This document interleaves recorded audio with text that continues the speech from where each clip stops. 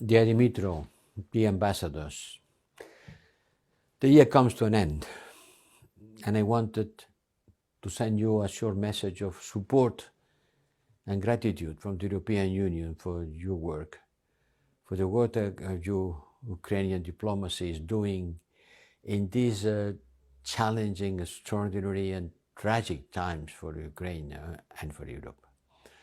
Russia has brought the war back to Europe, undermining the United Nations Charter, its international obligations and every international principle. Russia is turning this war into a purely punitive campaign, trying to inflict as much as pain as possible in Ukraine, deliberately targeting the energy and water infrastructures on which Ukrainian citizens depend.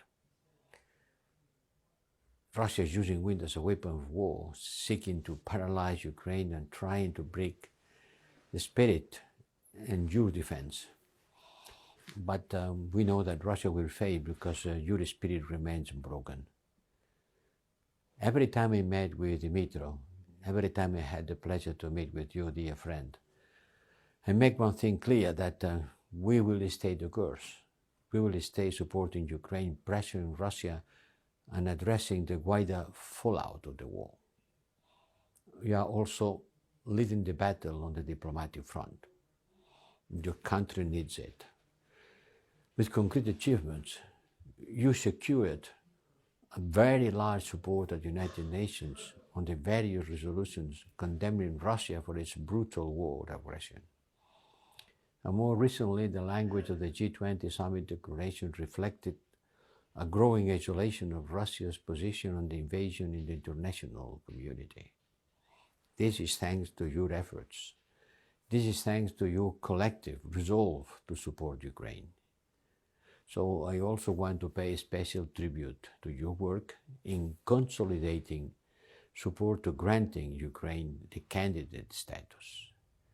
We have been granted enthusiastically candidate status to Ukraine in June.